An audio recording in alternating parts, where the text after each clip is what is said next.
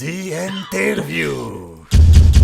Faut que tu l'enregistres celui-là, Max. Oui, ça m'évitera de le refaire à chaque émission. Avec cette superbe animation. Magnifique. Après, faut Il y a faire des, les il y a des moyens. jingles. Mais c'est savoureux de faire les jingles en direct comme ça.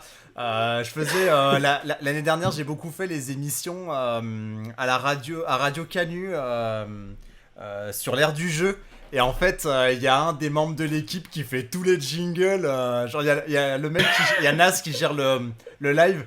Il demande à Joe, vas-y, fais-moi un jingle pour la prochaine partie. Et il fait un putain de jingle. Et il finit par oui, voilà. Oui, c'est vrai. Donc là, techniquement, si j'aurais voulu faire comme dans l'ère du jeu, j'aurais dit The Interview. Oui, c'est vrai. Allez hop, big up aux copains de l'ère du jeu. Bref, revenons à nos moutons. Michael Dessin, tu es notre invité ce soir pour jouer le jeu donc de l'interview. Je continue de taire ton âge parce qu'il faut toujours trouver ton âge parce qu'il n'a pas été cité pour le moment, même si ça chauffe, hein, visiblement. C'est chaud. Donc, 34, 36. tu es né à Cambrai dans le Nord. Est-ce que tu habites toujours dans le Nord? J'habite en Belgique. J'ai changé de. Je suis encore plus au nord. Tu manges des frites maintenant. Ouais, et je bois de la bière. Mais tu es Mince, quand même. ça veut dire que je suis belge. Attention, Ouais, mais on a tous un côté belge. Si on boit de la bière, on a tous un côté belge. sur, Ça dépend quelle bière tu bois, attention. Ça dépend. sur Sofa, on prend les films qui sont tournés en France. Attention, hein, pour le moment. Bah écoute, pour l'instant, je tourne dans les Hauts-de-France, puisque je suis originaire de, comme tu l'as dit, du Nord. Et j'ai fait quasiment tous mes films dans les Hauts-de-France, dans le Nord. Eh bah très bien, faut continuer comme ça. Donc du coup tu as fait des études d'art et de cinéma à Valenciennes, Lille, Paris 8, Saint-Denis. Donc tu es multidiplômé d'une maîtrise sur le cinéaste Chris Marker, obtenue avec la mention très bien à Paris 8. Et tu as terminé tes études par un double master en cinéma et art en 2007 et 2009. Donc tu es 2 fois master isé de diplôme dans l'art et le cinéma, ce qui fait un sacré palmarès. C'est ce dont on a parlé en début d'émission. Donc pour ceux qui sont intéressés pour connaître le détail de toutes tes études, je les invite à revenir au début de l'émission. Maintenant, nous, ce qui nous intéresse, c'est de parler de tes films, bien sûr, puisque tu es là pour ça. Évidemment. Voilà, donc du coup, tes films ce soir, on a retenu 3 films. Donc, un des derniers films que tu avais réalisé, qui s'appelle Décrute, et on va commencer par lui. Est-ce que tu peux nous parler un peu de Décrute, un peu comment le projet t'est venu, pitcher peut-être un peu le film pour commencer? Alors pour pitcher le film, c'est simple. Pierre vient de se faire virer et sa femme veut le quitter. Alors du coup il déprime et il va dans un parc avec un pack de bière, il s'assoit sur un banc et il commence à picoler. Et là il croise par hasard Eric, un vieil ami qu'il a perdu de vue depuis pas mal de temps. Et Eric, costard impeccable, sort dans le milieu d'affaires, est hyper surpris de trouver son ami Pierre là sur ce banc et il s'assoit, il prend une bière et ils se mettent à discuter tous les deux. Qu'est-ce qui va se passer? Ok. Voilà, donc ça c'est le pitch. Donc vous avez compris, donc c'est la confrontation de 2 personnes qui en priori n'ont rien en commun, mais en fait qui étaient amies dans la vie avant de se perdre de vue, qui ont eu des parcours de vie très différents. Et en même temps, une des inspirations de ce film, c'est ce qu'on appelle une espèce de novlangue qu'on a aujourd'hui dans plusieurs milieux politiques notamment, où en fait on remplace un mot par un autre pour essayer de diminuer son impact sur la vie des gens. Et décrute, c'est un mot de cette novlangue qui signifie licencié, quoi. Les gens, en fait, il y a un mec que je suis depuis un moment qui fait des conférences gesticulées, donc des espèces de conférences théâtrales humoristiques qui dénoncent certaines choses. Et à la fin d'une de ces conférences sur le langage, il avait un spectateur qui dit « Monsieur, moi, on ne m'a pas licencié, on m'a décruté ». Et ce mot décruté, ça l'avait choqué, il en avait parlé après dans son spectacle. Et moi, ça m'a marqué. Et j'ai dit, tiens, je vais essayer d'écrire un film en mettant plusieurs de ces concepts un peu édulcorés pour parler d'une réalité difficile, et en même temps pour pouvoir construire un duo avec un qui a la maîtrise de cette langue un peu nouvelle, et puis l'autre qui tombe des nues parce qu'il comprend pas ce que ça veut dire, et surtout lui, il vit directement les conséquences de cette nouvelle langue. Et donc voilà, c'est cette confrontation qui m'intéressait, en plus avec 2 comédiens avec qui je voulais travailler, dont un que je connaissais depuis d'avant. Et voilà, et ça a été une très chouette expérience. Et c'est un projet que j'ai tourné et produit aussi, pour le coup, en août 2020, juste après le confinement. D'accord. T'as parlé de conférences gesticulées, t'as le nom de la personne qui... Oui. Alors vous pouvez trouver ces conférences gesticulées sur la culture, sur l'éducation. Alors accrochez-vous, ça dure en général 3-4 heures, mais c'est passionnant. Il s'appelle Franck Lepage. D'accord. Ok, voilà, pour ceux que ça aurait intéressé.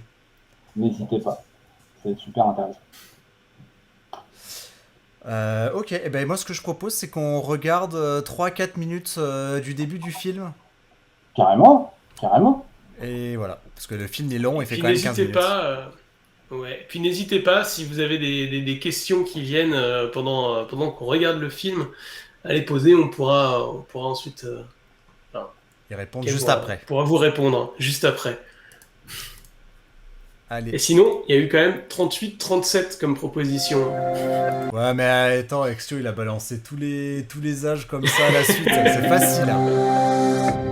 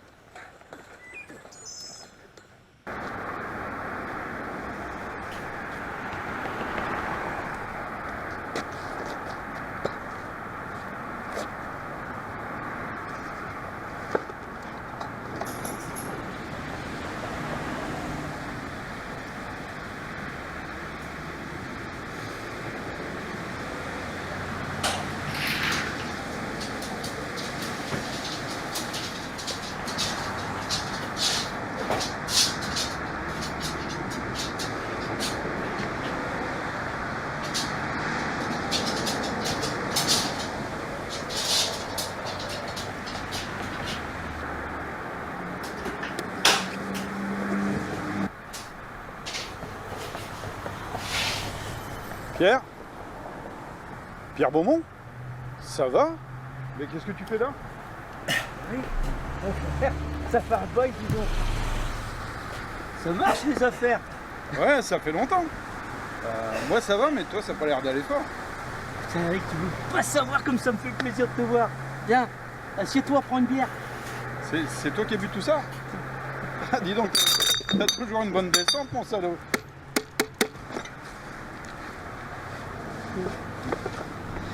Si tu savais, on vient de fermer ma boîte. On restructure. Santé aux actionnaires. Ah merde, sale journée. Sa journée, comme tu dis. Je comprends pas comment ça peut arriver si vite. Ça me fait trop plaisir de te voir, camarade. Tu t'en vraiment un peu. C'est quand la dernière fois qu'on s'est vu? Le baptême de Louis. Ça, c'était une belle journée. Ah, carrément, on s'est pété le bide ce jour-là. Pas que le beat d'ailleurs. Oh merde. La porte de la véranda. Oh le con. Tu sais qu'il m'en a voulu longtemps, le père de Franck. Ah, ça va, c'était que du verre. Bon, c'est vrai que ça a un peu plombé l'ambiance. Tu m'étonnes.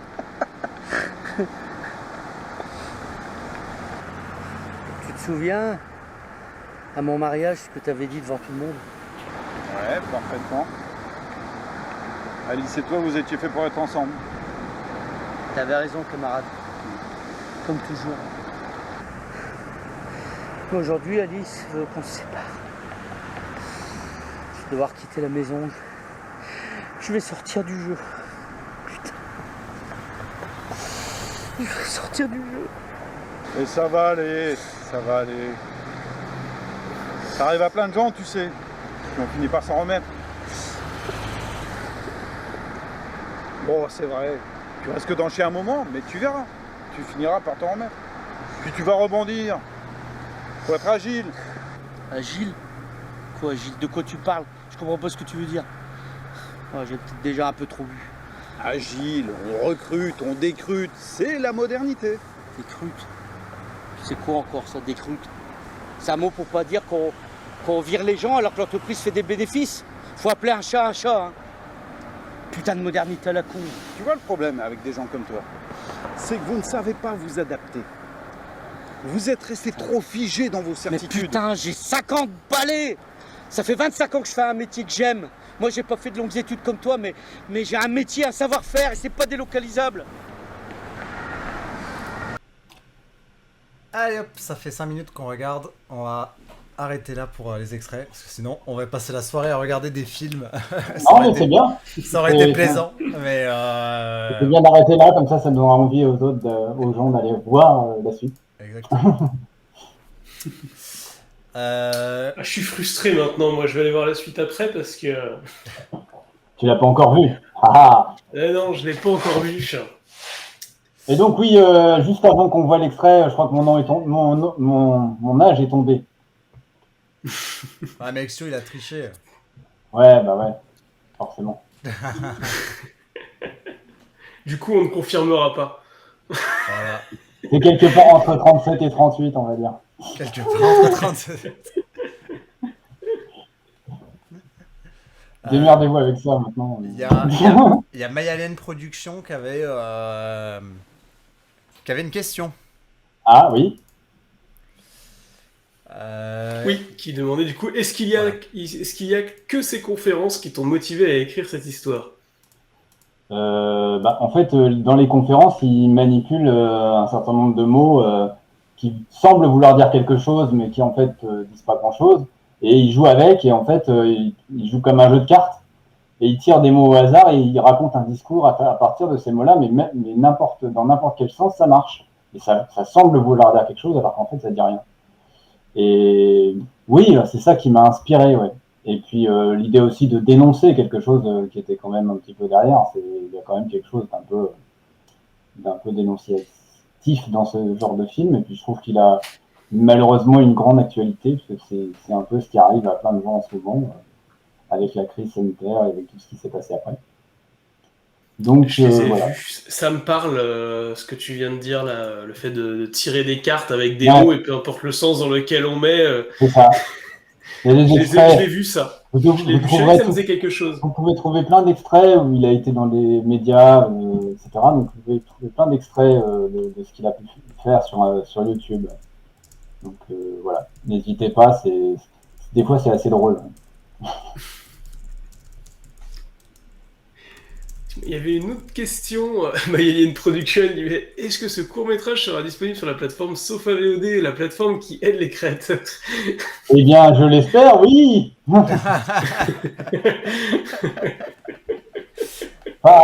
On était en discussion à ce propos. Ouais, on était en discussion. C'est-à-dire que, comme vous l'avez entendu, il y a quand même des soucis en fait, malheureusement, de saturation, enfin de petits pics dans le son. Et ça, en principe, c'est des trucs malheureusement, on n'accepte pas sur la plateforme.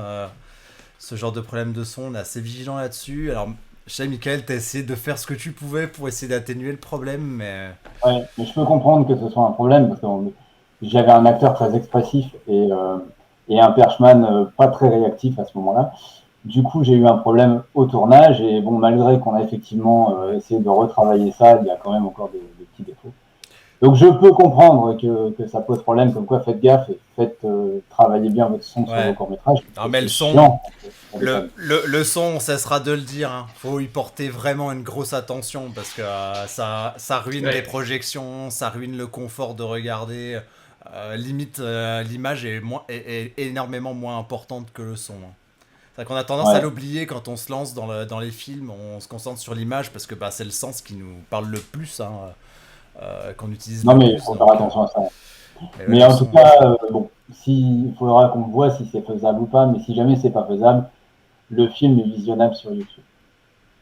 En étant adhérent à ma chaîne YouTube. Abonnez-vous, comme dirait. Abonnez-vous.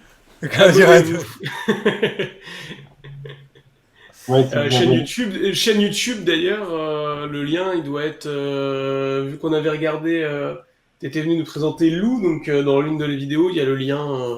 Vous tapez mon nom sur YouTube, vous allez tomber sur la chaîne. Je l'ai là.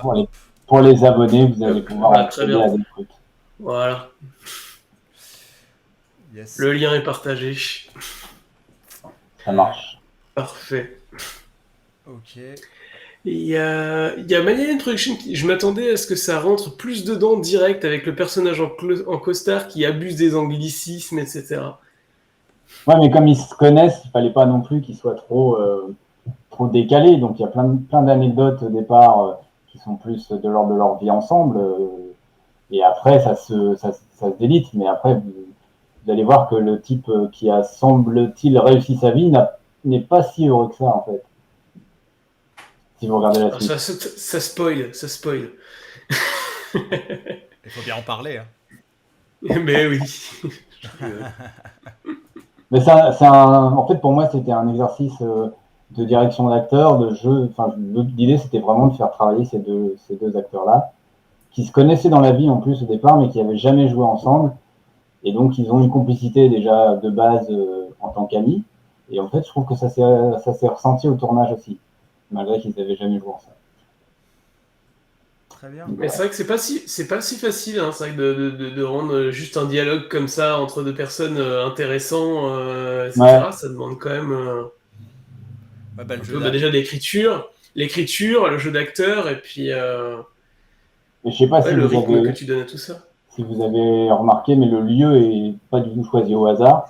C'est un endroit qui est un parc, mais qui en même temps est à côté d'une autoroute, qui est vraiment à la frontière entre la nature d'un côté et la ville de l'autre, avec ses grands immeubles, ce quartier d'affaires, c'est à Lille. Hein. Et donc, c'est vraiment un lieu que j'avais repéré, qui a une signification particulière par rapport au film. D'accord. Il y a une production qui demande combien tu as passé de temps sur l'écriture. Ça s'est écrit assez vite. Je pense que j'ai écrit ça en un mois et demi. Au départ, on devait le tourner assez vite aussi parce que on avait un projet plus compliqué, donc avec Hippolyte Gaspard, donc c'est mon projet de long métrage puisqu'il joue dedans.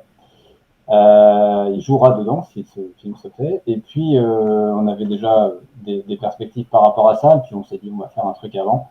Et il a dit on va essayer de tourner juste en sortant du confinement. Et voilà, on avait tous envie de sortir de tout ça et de retourner avec une caméra, une petite équipe et se dire tant pis, on n'a pas le temps d'attendre qu'il y ait de l'argent qui tombe et on va essayer de faire ça avec des petits moyens. Et donc voilà, on a fait ça vite en fait, relativement. Puisque j'ai tourné en août et j'avais fini le film fin septembre, à peu près. Et depuis, je l'envoie un peu à des festivals, à droite à gauche. Donc voilà. Donc il fait sa petite carrière en festival. Ok. Top. Je sais pas si tu avais des questions, Maxime, sinon il y a Ixio qui a aussi une... On va prendre la question d'Ixio. Une question. Ok. Il demande, qui trouve que la colorimétrie bizarre, il demande si c'est un choix. Il a trouvé que c'était froid et rosé. Alors rosé, ça, est-ce que c'est un choix? Oui, rosé. Alors oui, la colorimétrie, j'ai essayé des choses un petit peu pour pas me mettre dans un truc trop réaliste et puis avoir une image qui est une gueule un peu particulière. Donc, ça a été un débat avec le cadreur, le chef opérateur, qui n'aime pas trop les choix que j'ai faits par rapport à ça, parce que c'est moi qui ai fait l'étalonnage. J'ai essayé des choses. Les comédiens, par contre, aiment bien.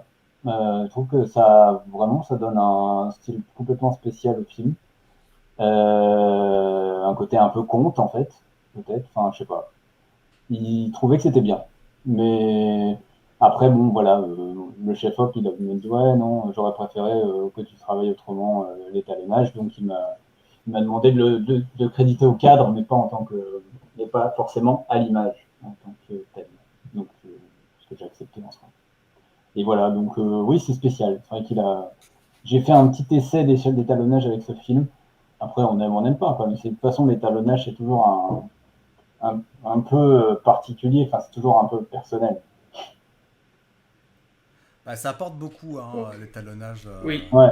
au film. Ah oui, oui, évidemment. Ça axe quand même des éléments de compréhension et Et puis ça donne une atmosphère ouais. aussi. C'est super important pour l'ambiance de l'image et même des fois le ressenti par rapport à l'histoire. Mm. Mais voilà, j'étais pas étalonneur, je me suis essayé avec ce film à vraiment faire l'étalonnage de A à Z et voilà, ça donne ce résultat-là. Alors après, on n'aime pas, ça c'est une question de goût, quoi. C'est ton film, c'est tes choix. Le principal, c'est que ça te plaise au final. Ouais, ouais, c'est sûr. On peut pas plaire à tout le monde, donc si ça plaît à soi, c'est déjà pas mal. Ouais, c'est ça. On l'avait passé la question de Tony. Combien de temps t'as passé sur Oui. l'écriture? Oui, ah, d'accord, c'est moi qui suis Oui. pas en fait. Ouais, ça, disons 2-3 mois entre le début de l'écriture et la fin du tournage, D'accord. on va dire. Ça va, ça t'a pris du temps. Ça a pris du temps, mais c'est pas non plus, ça se compte pas en mois, voire en années comme certains de mes projets. D'accord. Ok, je propose qu'on passe sur ton plus gros film qui est Le Phénix. Est-ce que Ouais, tu peux nous pitcher un peu l'histoire? ok. Donc Claire et Sylvain sont un jeune couple en dernière année d'école d'art. Euh, Sylvain est passionné de dessin de modèles vivants et complètement acharné sur son examen de fin d'année. Il délaisse sa copine, qui de son côté se trouve une passion pour la photographie argentique par l'intermédiaire d'un jeune professeur qui s'appelle Clément Boutique. Et un jour, en se baladant, elle découvre l'existence du père de Clément, qui est un ancien ouvrier sidérurgiste handicapé, et elle décide de faire son travail de fin d'études sur ces deux hommes à travers en fait, un portrait photographique de ces deux hommes qui se retrouvent. Et voilà, dans le même temps, donc la perte, on va dire, d'une relation amoureuse qui bat de l'aile pour des raisons de perfectionnisme du corps, etc. Et puis en même temps, une femme qui se révèle à travers la photographie. Et voilà, c'est un projet, pour le coup, qui a été long à faire, en écriture, en développement, en financement, et que j'ai tourné en 15 jours finalement, plein, avec une équipe de 15 personnes et un budget assez conséquent finalement. D'accord. Bon, ça on en parlera un peu après du budget. Quand est-ce que le film il a été réalisé? Il a été fini en 2011. 2011. Ok. Ouais. Eh ben allez, on va regarder quelques minutes du début du film.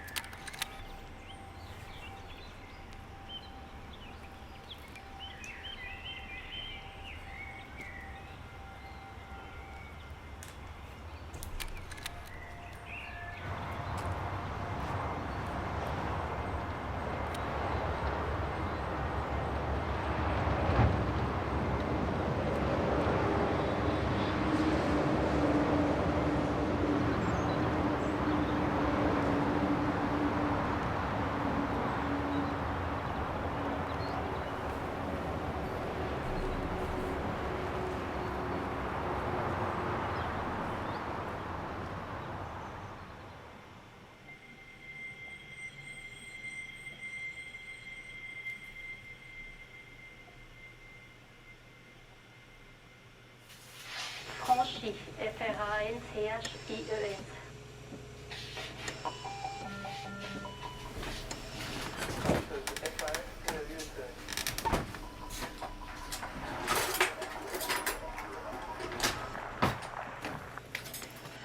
Tiens, ton yaourt. À ce soir? Bonjour Clément. Ah Isabelle, bonjour. Excusez-moi, c'est mon premier jour et je suis en retard. Jean-Marie est pas super bien aujourd'hui. Ah d'accord. Bon bah bonne journée. Bonne journée à vous aussi.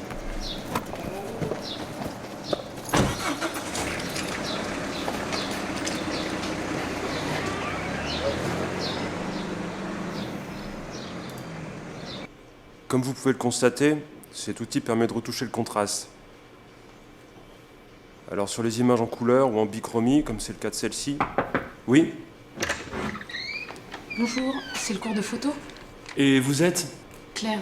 Monsieur Budik, entrez, asseyez-vous, fermez la porte. Alors disais-je, sur les images en couleur ou en bichromie, comme c'est le cas de celle-ci, l'outil contraste, comme vous pouvez le voir ici, augmente également la saturation. Alors, pensez à régler cette saturation avant de régler le contraste, ça vous permettra de compresser un petit peu les teintes et d'obtenir un résultat plus uniforme. S'il vous plaît. Merci. L'outil teinte, saturation, luminosité, qui porte très bien son nom.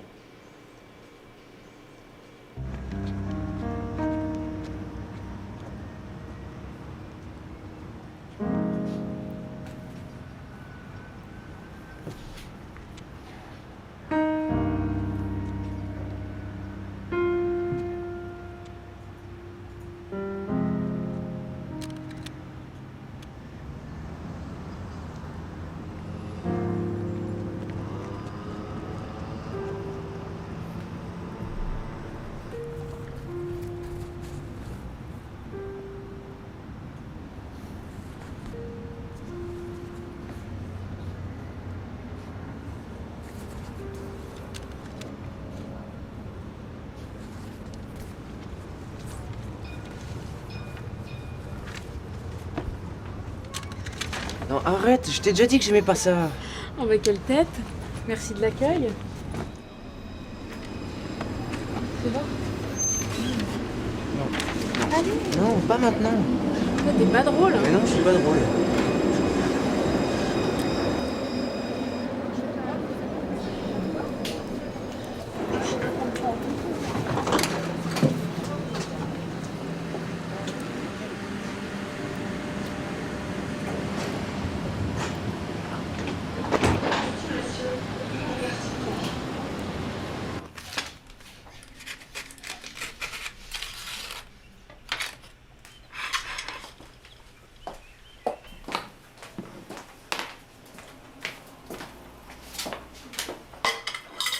Faut pas tricher pendant que je suis pas là, Jean-Marie.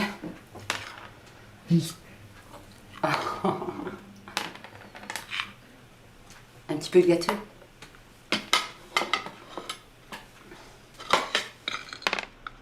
Deux. Hein?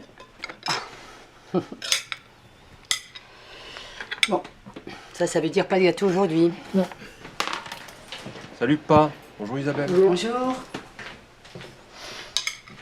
Alors, c'est à qui de jouer maintenant? Trois. Un, deux, trois. Je entends pas un petit peu. Oui. Bon, bah, moi.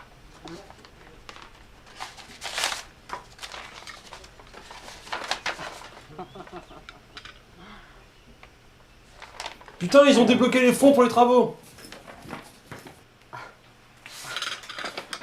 Oh, bah, c'est super. Tu te rends compte? 2 ans qu'on attend ça. Tu vas pouvoir sortir. Dans un...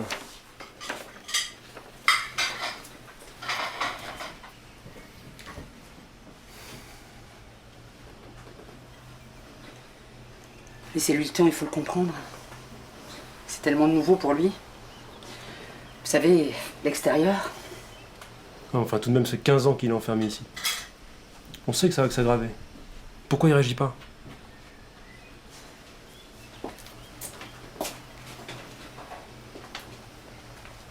Faut en profiter. Tu t'empresses. Ah non, vous n'allez pas vous y mettre. Il a besoin de votre regard. Maintenant, plus que jamais. Bon ben, j'y vais. Allez, on va arrêter là. Parce que sinon, on serait là aussi parti pour regarder tout le film.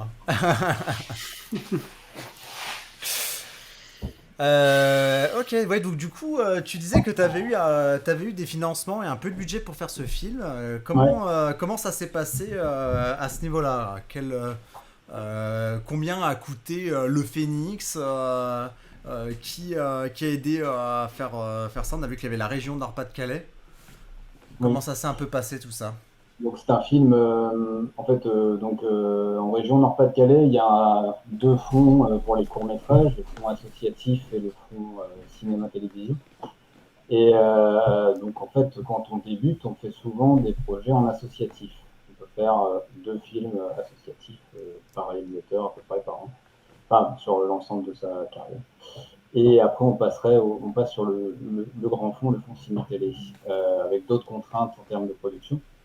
Mais là, c'était une association donc, qui s'appelle les Cinémas d'autrefois, qui a porté le projet en production et on a présenté donc, une demande de financement à la région. Donc à l'époque, ça s'appelait le CRAV, le Centre régional des ressources audiovisuelles. Maintenant, ça s'appelle Picta Novo depuis quelques années. Et donc, ils nous ont aidés à hauteur de 9 000 € plus une aide en matériel. Sachant que le plafond en subvention, c'était 10 000 €. Donc, il y a 1 000 € de moins que le plafond. Mais c'était déjà chouette. Après, il y a une association qui est autour du handicap qui a mécéné un petit peu le projet.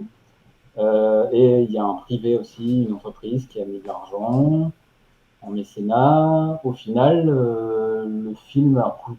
Enfin, de mémoire, hein, j'ai dû rassembler entre 20 et 25 000 € pour le faire. Ce qui correspond à un budget pas ridicule, mais pas non plus... par rapport à la quantité de travail que j'ai eu dessus, c'était pas forcément significatif, mais j'étais déjà content d'avoir tout ça. Et donc, avec 25 000 €, bah là, on peut avoir une équipe, on peut avoir une quinzaine de jours de tournage, un peu de montage aussi, et puis voilà, donc c'était chouette. Évidemment, personne ne pouvait être payé dessus, c'était bien défrayé, mais c'était pas forcément rémunéré. Donc, il a fallu organiser ça avec les professionnels qui ont travaillé dessus. Et puis, comme on l'a vu dans le film, il y a des acteurs professionnels et des acteurs qui jouaient leur propre rôle, donc notamment Jean-Marie et Clément. Donc c'est un mélange en fait de comédiens professionnels et de comédiens non professionnels. Donc les 2 comédiens qui jouent Claire et Sylvain sont professionnels et sont venus de Paris. Donc voilà, une grosse organisation pour faire ce. En tout cas, le résultat est plutôt sympa, je trouve. Enfin, tu vois, ça fait pro quoi. Ouais, ben l'image est faite par un super chef-op qui s'appelle Dilip Varma, qui est indien et qui est un mec qui avait beaucoup d'expérience. Il a été formé à l'équivalent de la FEMIS en Inde. Il a fait énormément de documentaires. Il avait une trentaine d'années de réalisation et d'images derrière lui. Ça se sent un peu. Et puis je me suis beaucoup appuyé sur lui à cette époque-là. Et donc il a été super hein, pour pouvoir choisir les caméras, les objectifs, etc. Et puis il a apporté sa patte à l'image, ce qui se sent. Et le film a fait une belle carrière aussi après derrière, parce qu'il a été traduit, enfin sous-titré en anglais, en espagnol. Il est parti jusqu'au Brésil. Et il a eu un prix en région, il a eu un prix d'interprétation féminine donc pour Tiffaine Gentillot qui jouait le rôle de Claire. Au Festival d'Hélène, Festival de Lille.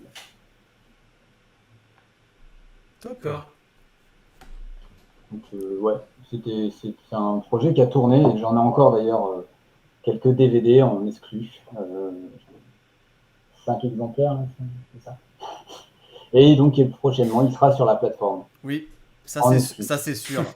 Ça c'est sûr. C'est confirmé. Et je confirme l'exclusivité d'ailleurs. Pas tous les films sont en exclu quand on demande l'exclu, mais là, en l'occurrence, on l'a validé. Voilà. Donc vous pourrez le retrouver en intégralité sur la plateforme et aller jusqu'au bout de cette histoire qui est assez dense, hein, parce que ça dure 25 minutes, mais il se passe beaucoup de choses. Ah bah en 25 minutes, oui, heureusement. Il se passe beaucoup de choses.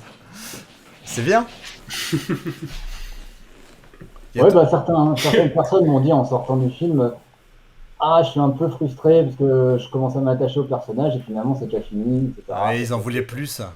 Ça fait plaisir, mais du coup, il y a des gens qui m'ont dit, ouais, t'aurais pu, en développant l'histoire, les personnages, etc., t'aurais peut-être même pu en faire un moyen, voire un long métrage. C'est vrai que là, c'était déjà compliqué de faire un 25 minutes. Donc, parce que le premier les budgets montage... sont pas les mêmes. Hein. Ah non, c'est pas du tout les mêmes, hein, c'est sûr. Il y a une production, il fait félicitations, et puis il n'a jamais pensé à une diffusion télé, il demande. Ça serait bien, mais les créneaux de diffusion télé sont compliqués pour le court-métrage. Et disons que si c'est pour... Enfin, même finir à 1h du matin dans un programme court comme France 2, ça me plairait, pourquoi pas, mais il y a tellement de projets qui sont proposés que je pense que ce film-là ne pourrait pas forcément sortir du lot, mais oui, ça serait chouette.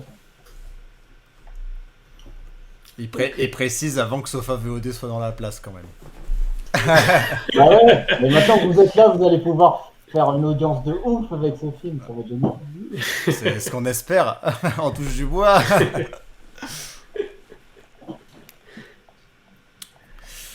Top. Du coup, oui, t'as parlé d'un chef-op qui était indien, mais du coup, il était en Inde, il est venu jusqu'en France pour faire le film, ou il habitait en France? Non, il avait un pied-à-terre à Lille, hein. Il habite à Lille depuis quelques années, il vit en France. D'accord. Ouais, il va faire un film en Inde par an, en général, parce que ces 2 dernières années, à mon avis, il n'y a pas été, parce que à cause du Covid, il n'a pas pu, mais en général, il fait beaucoup de documentaires et il fait souvent des films. D'ailleurs, il a fait un super film sur une artiste indienne qui a peint son village, enfin, qui a peint les murs de son village, et il y a un critique d'art occidental qui a vu ça, qui a adoré ça, et il lui a démonté sa baraque. Il lui a vendu des œuvres en Occident à un prix exorbitant, et aujourd'hui, elle est devenue super riche grâce à ses œuvres. Mais en fait, il a fait son portrait en documentaire. Sympa. Donc, il a fait plein de films en Inde aussi. Ouais. Mais il habite à Lille. Enfin, entre Lille et Paris, quoi. L'affiche, oui. Ouais. Ah ouais, c'est confirmé, ouais. C'est cool. Il est là. On a une date de sortie d'ailleurs. On a décidé, mais on va peut-être pas la donner aujourd'hui. Ah, vous n'allez pas la donner aujourd'hui. On a un live le 19 pour le pré-lancement. Si on donne toutes nos infos en amont, à quoi ça sert de venir le 19? Non, à quoi ça sert? Ouais, c'est sûr. Faudra venir le 19 si vous voulez la date. T'as vu un petit peu le teasing? Non, en vrai, on peut voir le film parce qu'il y a un bug pour le moment sur l'appli, pour l'instant. Mais comme personne n'a accès à l'appli... Après, il y aura une date de diffusion. Comme personne n'a accès à l'appli pour l'instant, c'est pas grave. C'est vous. Si vous peignez le studio Sofa VOD, dites-le moi, je voudrais démonter quelques murs. Léon. Il est motivé. Déjà là. Il est motivé. On va peindre en orange, tu sais. Avec des formes. C'est ça. Tout en orange. Ah, c'est un film qui a presque 10 ans maintenant. Hein. Ouais, bah oui, c'est vrai, ça a 10 heures. Oui, ça passe vite. Hein. Ouais. Mais moi, non, je trouve il a toujours son intérêt. Il n'a pas trop vieilli. Enfin bon. Ça, je suis pas très objectif. Hein, mais... Non, ça va en vrai, hein. Ça passe. Mais il y a une production, la petite réflexion de développeur, il n'y a pas de bug, juste des comportements non prévus. Alexis, il dit c'est pas un bug, c'est une feature. Ouais, mais ça c'est comment il s'appelle mince. Bill Gates qui avait dit ça, il me semble, dans une conférence quand ils avaient dévoilé une version de Microsoft et qu'il y avait eu un écran bleu pendant la présentation de l'OS. Et ce qu'il avait dit, c'est « Ceci n'est pas un bug, c'est une fonctionnalité. » Vraiment, on l'avait remarqué. Hein.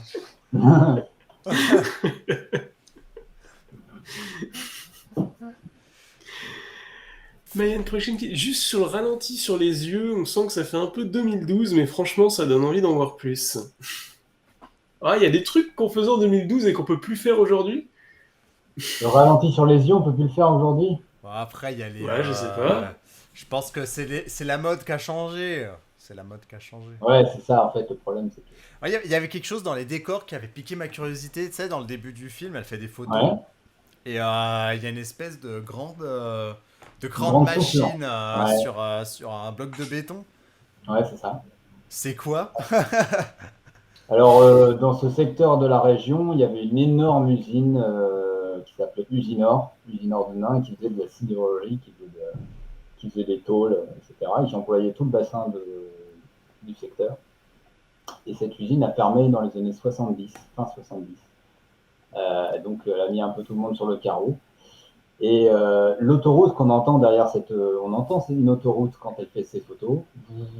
Oui. Et cette autoroute, elle passe exactement au milieu de l'usine. Ah oui. Donc en fait, il y a quelques années de ça, avant de faire ce film, j'ai fait une prépa documentaire pour un autre réal et on a été filmé sur la bande d'arrêt d'urgence avec sa caméra, juste pour voir les bagnoles qui passaient. C'était pas très safe, mais enfin bref.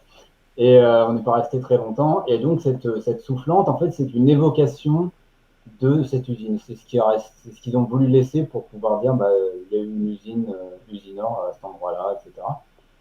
Donc les gens qui ont travaillé dans cette usine et qui ont été virés l'acceptent plus ou moins bien. Il y en a qui trouvent que c'est pas forcément significatif parce que en fait donc ce qu'ils appellent la soufflante, c'était en fait un morceau d'usine qui était plus ancien, qui datait plus des années 50, etc.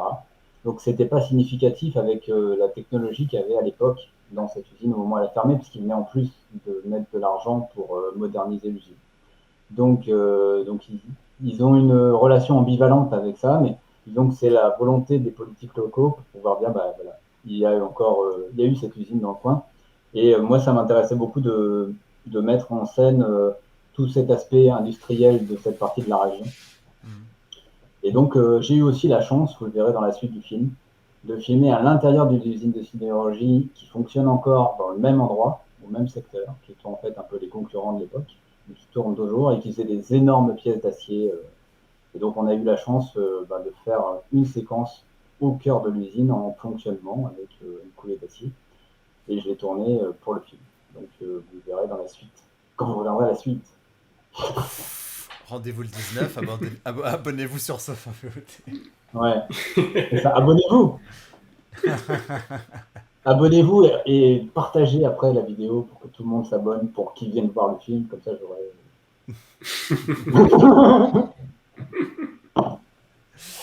Anthony, ça lui parle ça. Ce genre de racolage, ça lui parle. L'élève dépasse le maître. Non, mais avec le recul, je suis quand même assez content d'avoir fait ce film-là. Il est chouette. Mais il est très bien, ouais, ce film. Il y a Tony qui demande les anecdotes de tournage. Alors, histoire de tester un peu le concept de l'émission qu'il va faire sur notre chaîne Twitch. Bon, par exemple, de base, le film était prévu en 14 jours. On mobilise 15 personnes pendant 14 jours d'affilée, ce qui est compliqué au point de vue des emplois du temps, de la gestion de... on décale la première fois d'un mois le tournage parce il nous manquait de l'argent. Donc on décale d'un mois. Et on tourne finalement un mois plus tard, les 14 jours. On arrive au bout des 14 jours, j'étais crevé, évidemment, vous l'imaginez bien. Je commence le montage 2-3 semaines après. Le monteur, il me fait, au bout d'une semaine de montage, il me fait c'est bien, mais il manque de la matière en fait. Il manque un truc, il y a un truc, ça fonctionne pas. Il manque un truc là, par rapport à l'histoire, il y a un trou quoi. Et donc, qu'est-ce que tu fais? Tu remobilises tes 14 personnes pour une journée supplémentaire de tournage en plein milieu du montage. Et ça, c'était quand même pas facile parce que faut pouvoir demander à tout le monde s'ils peuvent revenir pour pouvoir tourner une scène, etc. Pour mobiliser tout le monde. Et ça a été compliqué, mais tout le monde a joué le jeu parce que voilà, tout le monde croyait au projet, tout le monde était à fond derrière moi et trouvait que l'histoire méritait d'exister. Donc super équipe, encore une fois. C'est aussi ça qui est passionnant dans ce milieu, c'est que quand les gens croient vraiment au projet, ils se donnent à fond, quoi. Et ça, c'est chouette. Donc voilà, ça c'est une des anecdotes du film. Après, il y en a plein d'autres. Faut pas toutes les raconter parce qu'après, s'il veut t'inviter dans sa future émission d'anecdotes, il faudra bien que t'en aies sous le capot à raconter. Hein. Bah ouais, bien sûr. Voilà. Je vais pas tout raconter. Donc, voilà, ce sera l'occasion de revenir. Ouais, bah ouais, évidemment. Voilà. Donc Tony, tu notes bien dans un coin, inviter Michael Dessin dans les premières émissions. J'en ai d'autres, des anecdotes à raconter sur d'autres films. Alors après, on pourrait faire des heures. Voilà. Parfait. Il y avait une autre question, il avait demandé si tu n'avais pas trop eu peur de mélanger acteur pro et acteur non pro sur le tournage. Alors c'est un défi compliqué effectivement parce qu'il faut savoir se faire confiance aussi et notamment avec une personne lourdement handicapée parce que moi j'ai des gens de l'équipe qui m'avaient dit par exemple en général quand on tourne un film où il y a une personne handicapée, on prend un acteur et il doit adapter des gestes, des attitudes qui ne sont pas ceux de quelqu'un d'handicapé. Et là, en l'occurrence, en plus, il avait une maladie qui était particulière, qui touchait le souffle. Donc, il était dans une sorte de dégénérescence musculaire depuis l'âge de 23 ans. Et donc, il commençait par plus pouvoir serrer la main aux gens, par exemple. Quand on serre la main, on fait ça. Et lui, il faisait ça. Donc, il ne pouvait pas serrer la main, vraiment. Et après, ça touche plein d'autres organes, plein d'autres muscles. Et ça finit par toucher les poumons et les muscles pulmonaires, et ils ont des problèmes après pour respirer. Et donc, c'était compliqué de travailler avec lui parce que il y a une certaine durée de tournage possible et pas plus. Et un des enjeux du film, qui est un enjeu dans la vie réelle de Jean-Marie, c'était qu'il sorte de chez lui et qu'il puisse effectivement retrouver l'extérieur, la vie réelle, la vie des autres, etc. Et c'est un des enjeux du film. Donc c'est un enjeu réel qui est devenu un enjeu technique. Donc ça, c'était quelque chose qui l'a motivé à fond à participer au film. Ça l'a beaucoup fatigué, mais ça l'a motivé.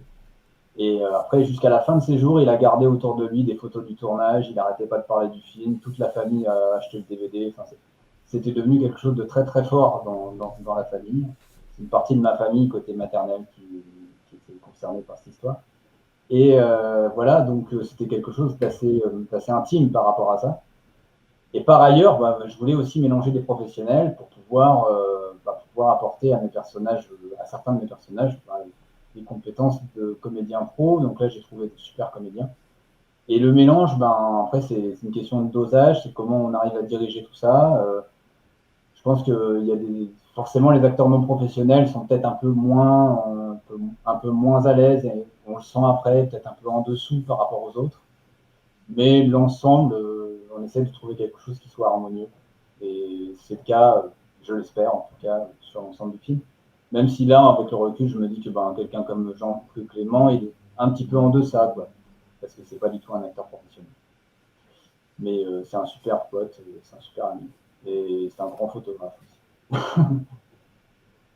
Voilà, donc c'est pas évident. C'est pas évident de travailler avec des non-pros et des pros en même temps. Mais ça se tente, et notamment quand vous avez essayé de faire du documentaire, travailler avec des gens qui vivaient leur propre vie, comme moi j'ai pu le faire, ça aide aussi à franchir le pas de travailler avec des gens qui font ça les professionnels. Moi j'avais une question, tu as parlé de la vente des DVD, pardon Guillaume. Du coup, des DVD, vas-y, pose ta question. T'en as édité combien et vendu combien par curiosité? Alors j'en ai pressé, c'est des DVD pressés, donc c'est pas des DVD que je grave dans mon coin, je les ai fait presser par un spécialiste avec une belle pochette et tout, avec des photos de tournage d'un photographe de plateau qui me suit sur plusieurs de mes films, qui va d'ailleurs me suivre prochainement. Et donc c'était des chouettes photos de tournage avec en plus un making-of d'un ami réel qui avait fait un making-of, qui m'a fait une interview sur le lieu du tournage pour un peu parler du film. Et donc ce DVD, j'en ai vendu, je sais pas, peut-être une 50aine d'exemplaires.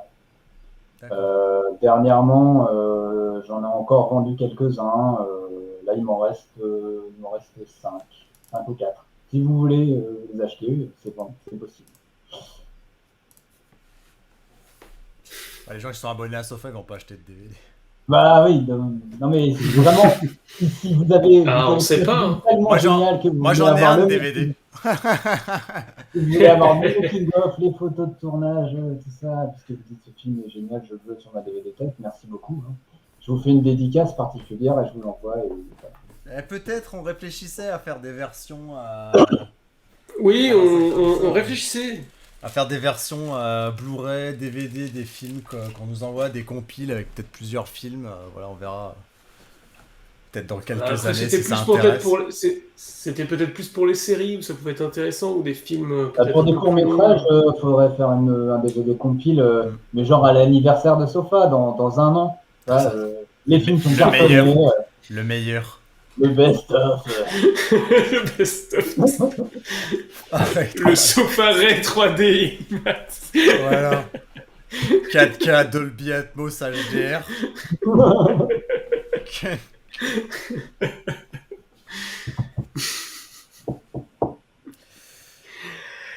Tu parlais que tu avais une équipe, du coup, que l'équipe était géniale, etc. Est-ce que tu as... Comment tu as rassemblé cette équipe? Est-ce que c'était des gens que tu connaissais? Est-ce que tu as fait un appel? Est-ce que tu as fait un casting? Comment ça s'est passé?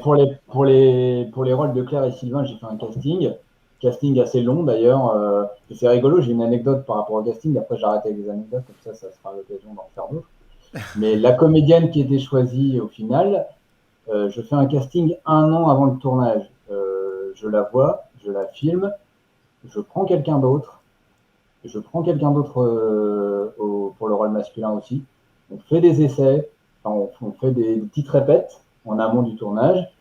Et à cause de ce décalage d'emploi du temps, les 2 comédiens que j'avais choisis, ils sont plus dispo, quoi. Et là, qu'est-ce que je fais? J'appelle, je refais mon casting d'il y a 1 an. Je vois Tiffen et je fais à Tiffen, tu te souviens, t'es passé un casting il y a de plus d'1 an et demi. Est-ce que ça t'intéresse toujours et est-ce que tu serais dispo dans 1 mois et tout? Et elle se souvenait du projet et elle m'a dit ouais, je viens, je le fais. Et c'était génial qu'elle le fasse parce qu'au final, c'était la comédienne qu'il fallait. Et donc j'ai fait un casting pour les rôles de Claire Sylvain et Marie-Pierre Feringue aussi qui joue le rôle d'Isabelle, qui est une professionnelle, hein, celle qui donne du gâteau à Jean-Marie. Voilà un petit peu pour les comédiens. Et pour l'équipe technique, j'ai d'abord essayé de convaincre le chef-op, Dilip, qui a quand même 30 ans d'expérience, donc il a fallu le convaincre de faire le projet. Je pense qu'il a beaucoup aimé le sujet. Et puis après, c'est venu petit à petit. Comme on avait un peu l'argent, ça a commencé à parler dans le réseau professionnel de la région. Et donc, j'ai appelé des gens, j'ai trouvé des gens pour le son, des gens pour l'image, en assistant, etc. Et puis, voilà, on a fini par rassembler l'équipe, quoi. Ok. Donc ça se fait petit à petit, puis ça dépend aussi à la fois du sujet, du scénario et puis du budget, quoi. Donc il y a plein de paramètres à prendre en compte. Mais en général, c'est un chemin assez long pour rassembler tout ça. En prépa, quoi. Combien de temps à peu près là Là, pour le coup, entre le début de l'écriture et en plus, j'ai un peu théorisé ça dans mon 2e master, parce que j'étais encore étudiant à l'époque, en 2009. J'ai un peu théorisé, fait un travail théorique autour de mon projet d'écriture. Donc en gros, entre le début de l'écriture et la fin du tournage, 2 ans et demi. 2 ans et demi de taf, plus ou moins intense, quoi. Voilà. Mais ouais, c'était long. Et toute la partie sur la véritable sortie de Jean-Marie, ça c'était aussi très long parce qu'il a fallu monter des dossiers. Enfin, c'est quelque chose qu'une personne handicapée qui veut sortir de chez elle et qui sortait plus de chez elle connaît quand elle demande de l'argent à des organismes pour pouvoir financer ça. Ça prend beaucoup, beaucoup de temps, quoi. Donc il y a eu toute cette démarche-là qui a été faite en parallèle par d'autres gens que moi, mais ça a pris aussi beaucoup de temps. Voilà. Mais ça a créé dans l'histoire, vous allez peut-être le voir, c'est Ok. une belle scène. Ok, super. Merci beaucoup d'avoir parlé de ce film-là. Je propose qu'on ressorte un peu les dossiers et du coup qu'on remonte à quelques années encore en arrière pour voir ton premier film, donc un film que tu as réalisé durant tes études finalement. Ouais, alors là, oui, Donc, en maîtrise. Donc il j'étais à s'agit Paris. d'un fils à une aiguille. Est-ce que tu peux nous pitcher le film et un peu le contexte dans lequel il était réalisé? Donc, c'est une femme à 40 ans qui veut annoncer à son mari qu'elle une importante nouvelle, et puis son mari arrive dans un café où elle l'attend, et puis elle n'arrive pas à communiquer avec lui, elle n'arrive pas à lui dire ce qu'elle doit lui dire, et lui se barre avant même d'avoir eu la réponse. Et 25 ans plus tard, elle est seule chez elle, et elle se passionne pour la couture. Et comme elle vit dans ses souvenirs, elle fait de la couture, et puis comme elle s'ennuie un peu, elle parle à son aiguille, qu'elle a gentiment appelée Priscille. Et un soir d'orage, Priscille disparaît dans la moquette du salon, et là, elle devient un peu folle, et voilà. Ok. Donc ça, on est en 2005. Ouais. Eh ben on va regarder un extrait, comme pour les autres. On va regarder 3-4 minutes. Et c'est parti.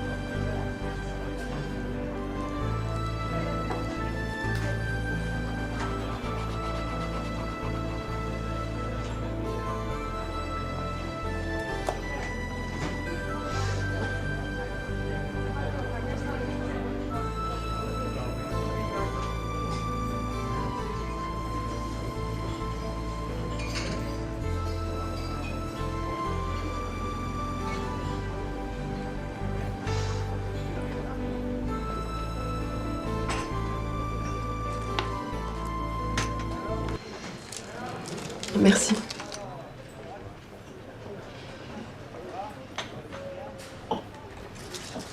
Il arrive.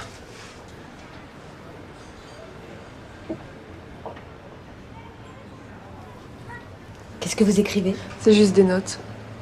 Je suis scénariste. Ah oui? Ça doit être intéressant. Excusez-moi. Voilà.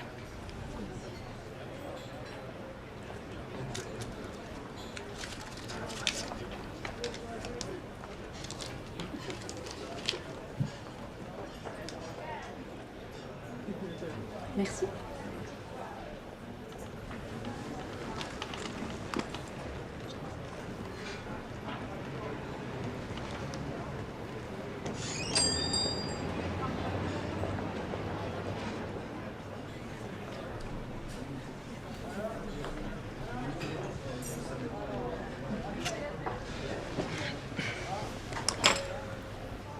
Dow Jones est remonté? Parfait. Non, non, je continue comme prévu. Ouais, attends.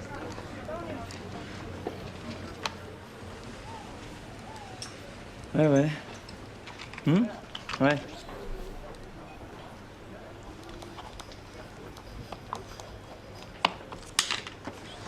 Ouais. Tu peux me rappeler dans 2 minutes? Non, rien d'important, non. D'accord, à tout de suite.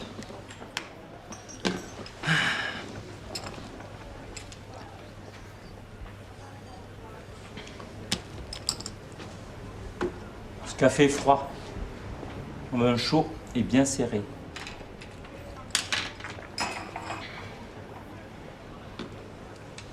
Et ramenez-moi un cendrier. Ouais, bien, qu'est-ce qu'il y a là? J'ai demandé d'être là. Je suis là. Écoute, si je t'ai demandé de venir, c'est pour te parler de quelque chose d'important. Je t'écoute. Voilà. Qu'est-ce qu'il y a là? Vous avez rien de mieux à faire? Bon, écoute, il y en a marre, ça suffit. Pousse-toi. Mais c'est eux là! Tu vois pas qu'ils nous observent curieusement depuis tout à l'heure là? Ouh, je suis pas venue ici pour eux.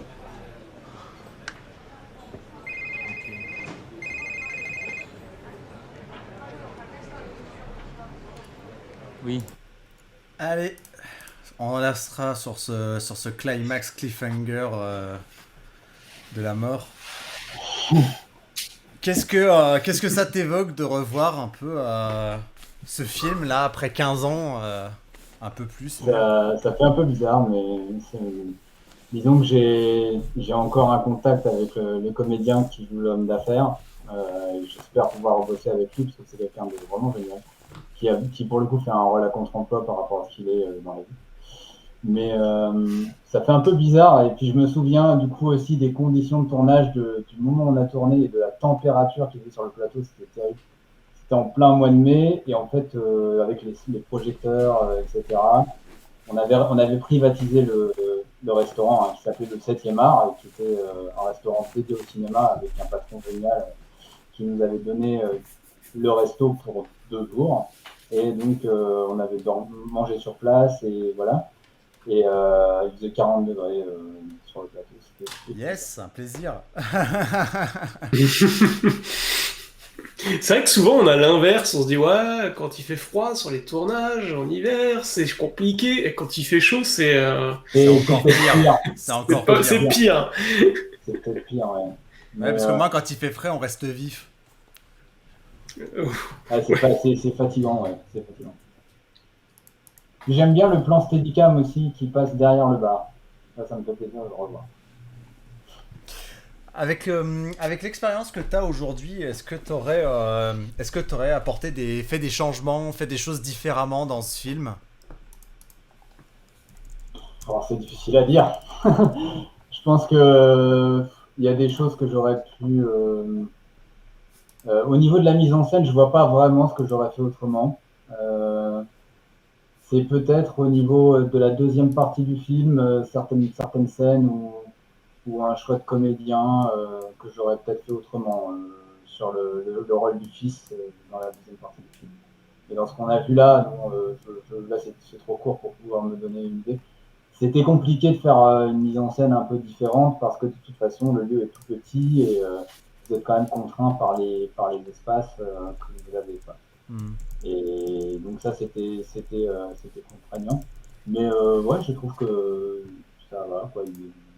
Je pense que je resterai sur la même idée de mise en scène, en étant assez posé et tout. Et j'aime bien cette confrontation. Enfin, ça se retrouve peut-être dans Décrute d'ailleurs, complètement par hasard, mais cette confrontation de 2 personnes côte à côte, je trouve que ça donne du sens aussi. Ce film-là, du coup, tu l'as réalisé pendant tes études. Est-ce qu'il t'a conforté dans le fait que tu as fait le bon choix d'études et t'as donné envie de continuer, d'aller plus loin et... Ce film-là, c'est la première fois où je rencontre vraiment des professionnels qui sont motivés par un projet, qui sont motivés autour de moi et tout. J'avais tout approuvé. j'avais 22 ans, j'avais fait beaucoup de choses en théorie, mais un peu de pratique avant, mais pas de cours de fiction, quoi. C'était quand même un petit peu compliqué. Et puis là, en plus, avec un budget qui était le mien, parce que j'avais décidé de le produire. Donc d'emblée, c'était bon, bah, les gars, on n'a pas beaucoup d'argent et c'est le projet qui peut vous porter ou pas. Et donc on avait des gens motivés. J'ai fait des super rencontres sur ce projet-là, notamment les gens qui ont fait les effets spéciaux, qui sont sur Paris.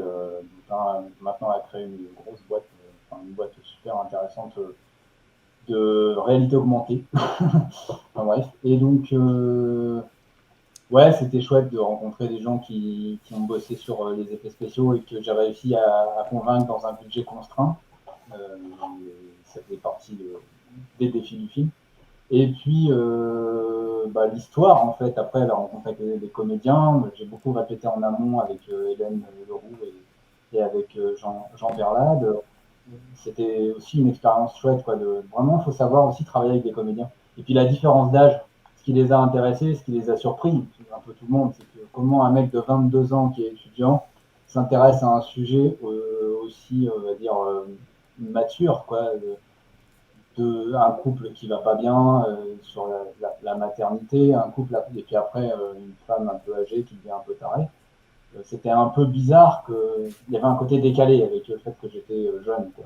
Et en même temps, d'un autre côté, il y avait peut-être une maturité, quelque chose qui les avait intéressés, en tout cas les comédiens. Et du coup, on a beaucoup répété en amont. On s'est pas mal fréquenté quand j'étais sur Paris. Et ça, c'était très chouette.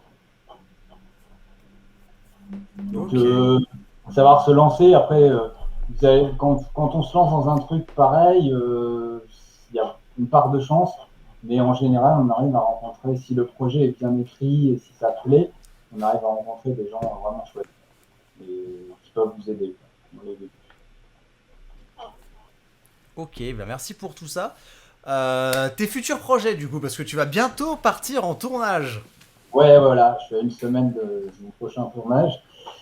Donc, la dernière fois qu'on s'était parlé, donc c'était surtout pour Sofa vous aide avec le projet de long métrage Loup, hein, qui est donc mon premier long métrage que j'ai écrit, qui est un projet que je porte depuis très longtemps, mais qui a d'abord été plus ou moins un gros court métrage et qui se développe en long depuis 2020, avec la collaboration d'un passionné d'histoire médiéviste. Qui est passionné par le XIIIe siècle dans la région des Hauts-de-France, et notamment des rapports entre les Hauts-de-France et la Flandre. Et on a écrit, il m'a aidé beaucoup sur la partie historique, c'est un film historique, et donc avec un côté aussi un peu fantastique. Et j'ai fait déjà un site internet qui s'appelle louplefilm.fr, sur lequel je présente le projet en vidéo à travers des repérages. Il y a aussi des liens vers mes précédents projets, et puis ça présente un peu le potentiel de ce projet-là. Et je cherche le producteur, c'est le gros enjeu. Donc dans cette perspective, en fait, je me suis inscrit pour la première fois maintenant cette année dans le marché du film de Cannes, qui aura lieu en présentiel et en ligne cette année avec le Covid. Et donc je serai en ligne pendant la première semaine du début du mois de juillet. Et avant ça, je travaille sur un book graphique avec un graphiste sur le projet, qui m'a fait également un storyboard pour tourner en équipe réduite un teaser sur un lieu emblématique du film qui s'appelle les 7 Bonnettes, qui est un cromlech avec 5 pierres qui date du Moyen-Âge et qui est mis en scène dans ce film. Donc, faute d'acteur principal dans ce teaser, je jouerai le rôle de mon personnage principal. Mais c'est surtout l'enjeu de pouvoir tourner avec une comédienne que j'envisage pour un rôle dans le film, en costume. Donc là, j'ai reçu aujourd'hui les costumes et on aura quelques figurants. Et donc voilà, on tourne ça le 18 juin prochain. Donc ça se précise là. D'accord, donc t'as les costumes avec toi J'ai reçu ça aujourd'hui, ouais. Les costumes de la comédienne, les costumes de certains figurants. Et je me suis payé, moi, un costume pour le rôle de loup que j'aurai pour la suite aussi. Je devrais aller à un comédien. Mais donc je vais essayer du coup l'exercice pas facile de jouer dans le film et en même temps de réaliser. Mais je m'appuie là-dessus avec un chef opérateur avec qui je travaille depuis plusieurs projets. Et le film est storyboardé, donc il y a déjà quand même pas mal de matière en prépa. Mais c'est la première fois que je vais vraiment jouer, on va dire, dans un rôle important sur un truc que j'aurais réalisé. Ce qui est un peu angoissant quand même, parce que je sais pas comment ça se passait. Ouais, tu le sens comment de jouer T'as déjà joué un rôle dans un de tes films? J'ai fait des petites figurations sur des projets amis, Ouais. sur des projets de réal amis, mais des choses assez simples. Par contre, effectivement, j'ai déjà discuté avec plusieurs personnes qui m'ont dit ouais, mais tu devrais peut-être essayer de jouer dans certains trucs, ça te tirait peut-être, je sais pas. Et puis là, je me suis dit ouais, bon, je suis un petit peu plus jeune que le rôle dans le film parce que ce sera plutôt un acteur un peu plus vieux que moi, mais ça peut peut-être coller. Et puis l'enjeu, c'est surtout aussi de tester cette comédienne. Donc j'ai demandé à un des comédiens confirmés avec qui va bosser sur le projet de venir en figurant, de regarder un peu comment ça se passe. Et puis moi, comme je serai en cœur de l'action, je verrai comment elle joue, quoi. Et un des enjeux compliqués, c'est que je vais devoir pleurer. Donc ça, je sais pas encore comment je vais le gérer. J'ai des idées. Les gouttes dans les yeux. Ouais, il y a des trucs, mais voilà, c'est une scène qui est dramatique dans l'histoire et en même temps qui va vers une espèce de révolte à la fin de la scène, avec des flambeaux, avec un tir de flèche enflammé, ça va être assez spectaculaire. Alors on veut voir le résultat et franchement quand c'est fait, tu repasses dans Sofa Vous êtes, tu nous présentes où en est le projet. Hein. Ouais. Moi, je veux découvrir, le fruit de ce teaser en direct dans notre émission. Hein. J'espère que ce sera bientôt, que le résultat sera à la hauteur de ce que j'espère. En tout cas, on va bosser. On espère aussi avoir la météo avec nous parce qu'on n'est que en extérieur. Donc, pour l'instant, il fait beau, mais tout de suite, on ne sait pas. On verra, mais en tout cas, si ça claque, ce que j'espère. Je vous montrerai ça, ouais. C'est tout ce qu'on souhaite que ça claque. C'est clair. Parce que l'enjeu, c'est aussi de trouver le producteur qui va m'accompagner au long cours pour ce projet, parce que là, on parle de long métrage, donc on parle de gros budget, on parle de gros développement. Oui. Et donc voilà, c'est la grosse aventure qui m'attend. Mais c'est passionnant et en même temps, c'est une histoire que j'adore, qui est assez rare dans le paysage du cinéma français. Parce qu'en fait, on fait peu de films de ce genre-là, qui mélangent un peu certains codes. Et puis voilà, c'est une occasion aussi de montrer une autre image de la région du Nord, ce qui est un de mes enjeux depuis que je commence à réaliser. C'est-à-dire, on a tous des clichés sur le Nord-Pas-de-Calais, sur les mines, etc., les problèmes qu'il peut y avoir. Certes, on connaît ça ici aussi à Saint-Thé. Mais d'un autre côté, moi j'avais dit, moi en tant que jeune réalisateur, je veux pouvoir montrer que je suis issu de ce paysage-là, de cette région-là, mais que j'en ai aussi une autre image, et ça fait partie de mes objectifs à travers mes films. D'accord. Bonsoir au fait, Nature and Kunst, et Mayalen Production, avec une question, Guillaume.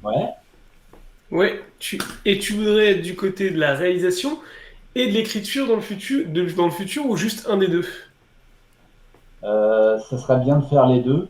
Après, par exemple, sur le long métrage, c'est compliqué. J'espère être suffisamment crédible pour pouvoir faire la réalisation, parce que ce serait chouette et puis garder les rênes du projet de A à Z en ayant écrit le scénario de A à Z. J'ai eu un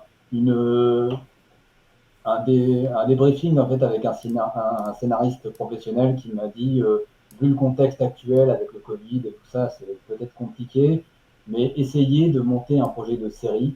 Et j'ai une idée, j'avais essayé de voir si mon scénario de long pouvait se décliner sous forme de série. C'est faisable de faire un 6 x 52 minutes, donc il y a une version série qui pourrait aussi se développer, l'un ou l'autre. Mais quoi qu'il en soit, en tant que série, un scénariste a plus de pouvoir qu'en tant que sur un long métrage, même si c'est lui l'auteur. Donc je verrai la meilleure opportunité qui s'offrira à moi. Mais dans les deux cas, en tout cas pour mon premier film, j'aimerais bien pouvoir réaliser en écrivant. Et par la suite, je pense que je serais plus orienté vers la réalisation que limite vers l'écriture. Je pense que je pourrais tout à fait adapter un scénario, réaliser un scénario de quelqu'un d'autre. D'accord. Ok. Merci à Raidra. C'est Johan. C'est Johan. C'est Johan. Merci Johan. Merci Johan. Ça va, ça me disait quelque chose, mais j'arrivais pas à me souvenir de où est-ce que j'avais vu ça. Yes, bah du coup on arrive sur la fin de l'émission et on a une toute dernière question pour toi. Quel conseil tu donnerais à quelqu'un qui débute dans l'audiovisuel? Alors d'abord, ça dépend pourquoi faire.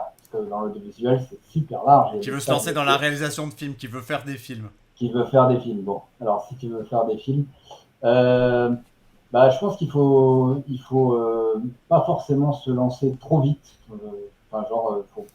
Faut vivre des choses avant d'écrire. Je pense qu'il faut pas forcément vouloir absolument réaliser avant 22-23 ans.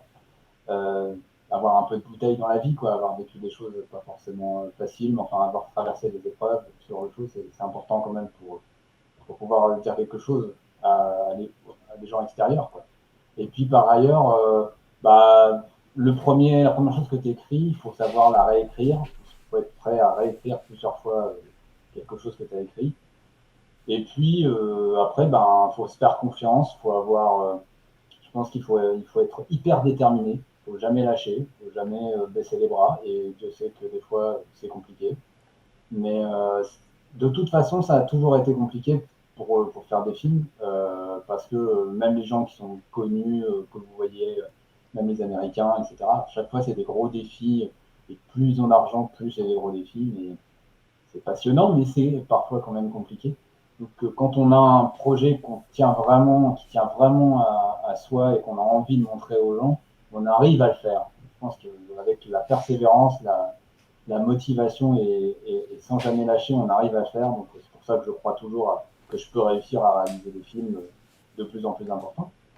Mais pour quelqu'un qui débute, soigne ton écriture, soigne le projet que tu as envie de raconter, et après tu trouveras des gens qui vont t'aider à le faire. Ça, c'est sûr et certain. Plus le projet est bien écrit, plus des gens te disent on va t'aider, et après on se débrouille, on s'arrange, on essaie de trouver des manières d'arranger tout le monde. Il faut être réglo avec les gens avec qui tu travailles, faut pas les exploiter. Faut travailler en bonne intelligence avec eux, faut leur dire carte sur table, qu'est-ce qui attend, quelles sont les limites, les difficultés et tout ça. Moi je pense qu'il faut être honnête avec les gens avec qui tu bosses, parce que sinon après ils t'appellent plus et ils te voient plus. Et donc si tu veux poursuivre avec eux par la suite, il faut être honnête. Et puis voilà, quoi. Après faut se lancer, faut pas hésiter. Top. Merci beaucoup, Michael. Okay. Du coup, est-ce que tu veux donner ton âge pour que le suspense soit enfin à son terme à la fin de l'émission? Bon, j'ai 38 ans, bientôt et demi. Ah ouais, 38 ans et demi, tu vois. Et que celui, il avait dit 37, 3 quarts, je crois, un truc comme ça, un peu plus haut. Ouais. Et s'est trompé d'une année. Ouais, 39, c'était pas loin au début, du premier coup, c'était pas loin quand même. Je suis plus près de mes 38 que de mes 39 pour l'instant, donc je ne l'accepte pas du tout.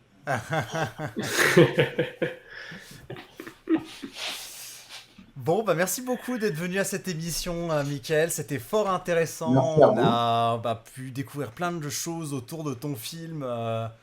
Bientôt les anecdotes avec Tony dans quelques mois.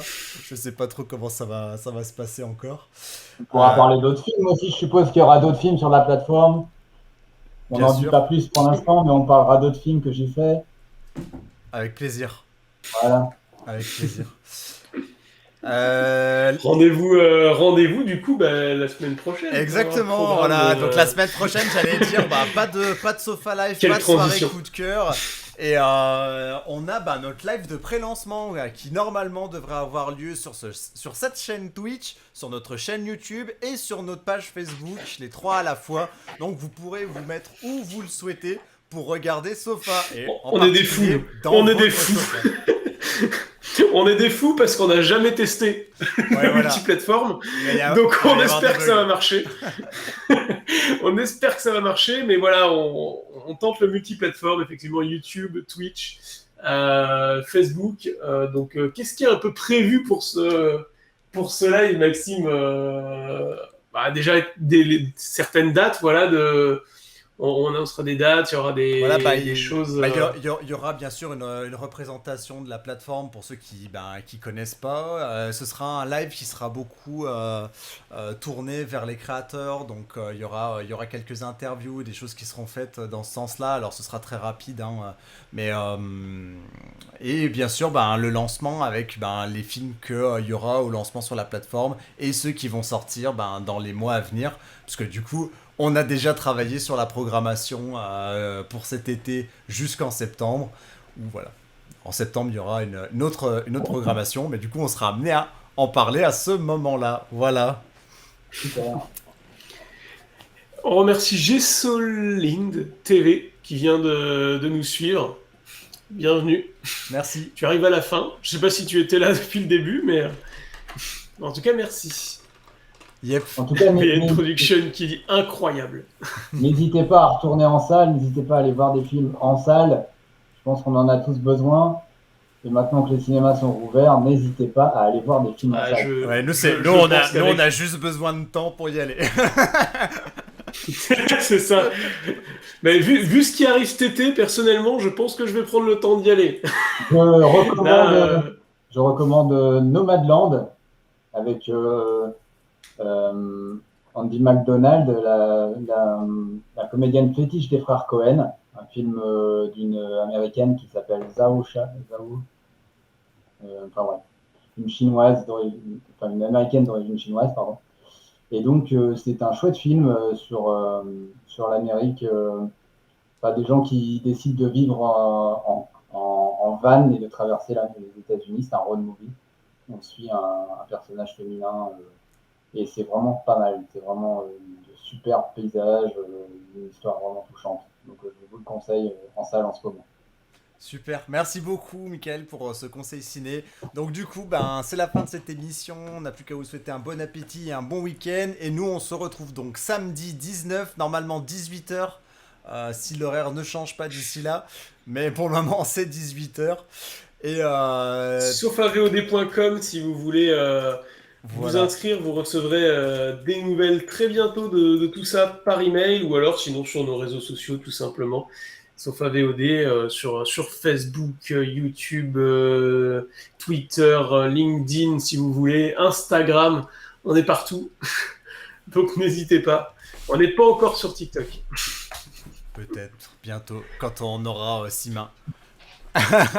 C'est pas peut-être, ça le sera à un moment donné. Ce sera peut-être pas optimal, mais on sera sur TikTok très bientôt.